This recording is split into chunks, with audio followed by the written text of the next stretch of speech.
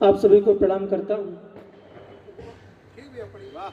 आप सबका आशीर्वाद मिले। मैं इस हिंदी सभा उपजाऊ भूमि का नवंकुरित होता हुआ बीज आप सभी के समक्ष हूँ। आप सभी का बहुत बहुत अभिनंदन। 4 पंक्तियां पढ़ता हूँ। स्वागत भैया। सुनिएगा कि पतन की बात को छोड़ो, अचल उत्थान रहने दो, मधुर जयघोष वंदे मातरम जयगान रहने दो, हमारी भारती की दिव्यतम मुस्कान रहने दो, भले खुद को मिटा दो पर ये हिंदुस्तान रहने दो। भले खुद को मिटा दो पर ये हिंदुस्तान रहने दो। ज्यादा और न पढ़ते हो, सिर्फ एक प्रतिनिधि रचना पढ़ देता हूँ। स्वागत। और एक ऐसी रचना जो भी किसी बड़े मंच पर नहीं पढ़ी, आपके यहाँ अपनी हिंदी सभा की इस पाठशाला में पढ़ता हूँ। आप सभी का आशीर्वाद मिले। भूमिका इतनी सी कि एक जवान दीपावली के कुछ दिन पहले अपने घर लौटता है। शहीद पार्क में खड़ा हूँ। ऐसे एक जवान रहा होगा जो कि दीपावली के कुछ दिन अपने घर वापस लौटा और दीपावली के एक दिन पहले उसे संदेशा आ गया कि तुम्हें वापस आना है, क्योंकि दुश्मन देश से युद्ध छिड़ गया है और बेटा वापस जा रहा है।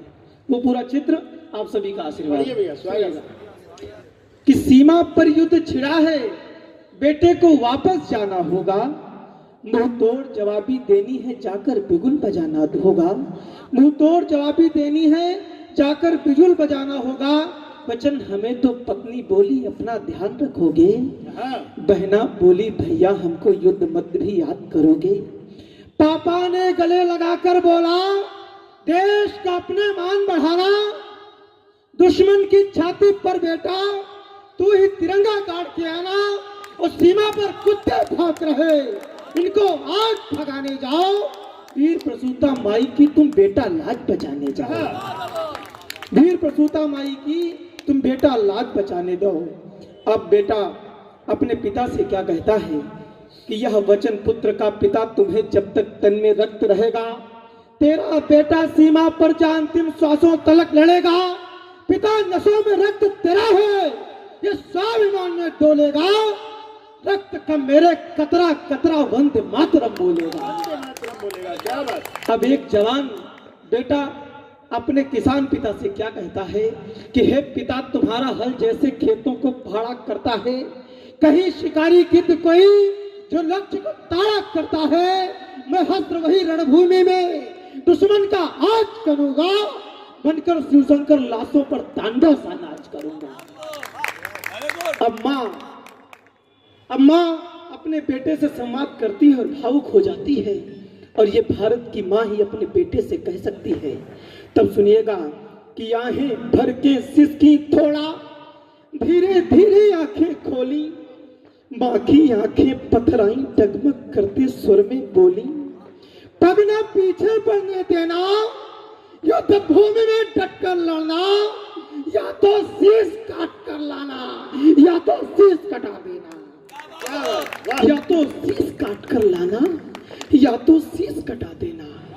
अब वो युद्ध क्षेत्र में उतर जाता है, अपनी सेना का कैप्टन होता है और अपने देश का प्रतिनिधित्व करते हुए देश का जवान दुश्मन की टोली पर टूट पड़ता है। तब कविता सुनिएगा कि अरियों का वह काल बना दुष्टों पर जाकर टूट पड़ा, जब तक तन में श्वास रही वह अंतिम श्वासों तलक लड़ा, और राष्ट्र धर्म के महायज्ञ में उसने खुद को सौंप दिया। पहली आहुति स्वयं चढ़ाई, अंत स्वयं को झोंक दिया। क्या बात। पहली आहुति स्वयं चढ़ाई, अंत स्वयं को झोंक दिया। भारत की टोली जीत गई फिर विजय पताका,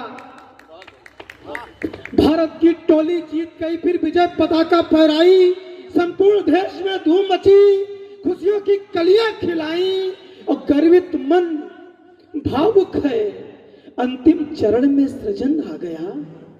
सीमा से सैनिक कोड़ करके तिरंगा कफन आ गया।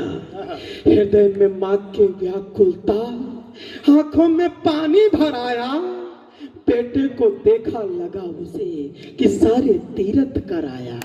बेटे को देखा लगा उसे कि सारे तीरथ कराया। बहुत बहुत धन्यवाद। बहुत